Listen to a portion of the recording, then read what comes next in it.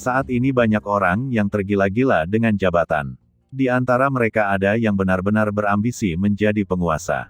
Padahal jelas, jabatan dan kekuasaan bukanlah sebuah nikmat, melainkan amanah yang bisa menjadi fitnah bagi pemiliknya jika ia berkhianat atas amanah itu. Terkait jabatan, sahabat yang mulia Abu Dzar radhiyallahu anhu pernah bercerita, "Aku pernah memohon kepada Rasulullah Shallallahu Alaihi Wasallam, 'Wahai Rasulullah, tidakkah engkau mengangkatku menjadi pejabat?'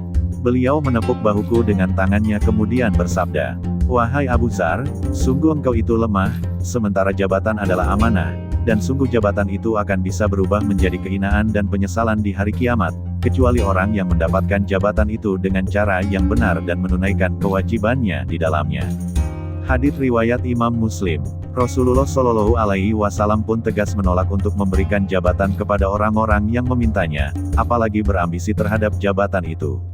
Abu Musa al-Asy'ari menuturkan bahwa, ketika ada orang meminta jabatan kepada Rasulullah Shallallahu Alaihi Wasallam, beliau menolak dan malah menunjuk orang lain seraya bersabda, "Demi Allah, kami tidak mengangkat atas tugas ini seorang pun yang memintanya, dan tidak pula seorang pun yang berambisi terhadapnya."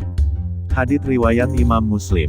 Terkait jabatan pula Rasulullah Shallallahu Alaihi Wasallam menyatakan, "Akan kalian temui manusia yang paling baik dalam urusan pemerintahan ini, yaitu mereka yang tidak memiliki selera nafsu terhadap jabatan, dan kalian akan temui pula orang yang paling buruk dalam urusan ini, yaitu mereka yang bermuka dua atau munafik."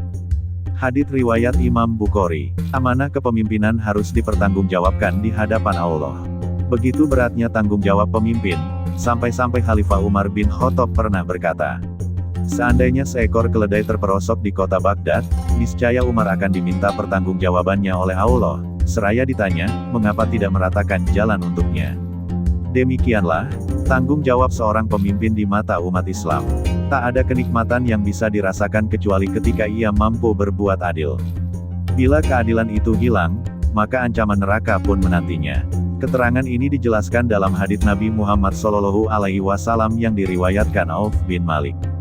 Rasulullah bersabda, "Jika kalian mau, aku beritahu kepada kalian tentang jabatan, apa hakikat jabatan itu. Awalnya adalah celaan, yang kedua adalah penyesalan, dan yang ketiga adalah azab di hari kiamat, kecuali orang yang berlaku adil.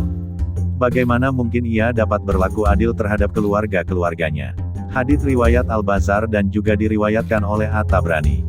Karena pentingnya pemimpin yang adil, Nabi Muhammad Shallallahu Alaihi Wasallam pernah berpesan, "Sehari seorang pemimpin yang adil lebih utama daripada beribadah 60 tahun, dan satu hukum ditegakkan di bumi akan dijumpainya lebih bersih daripada hujan 40 hari."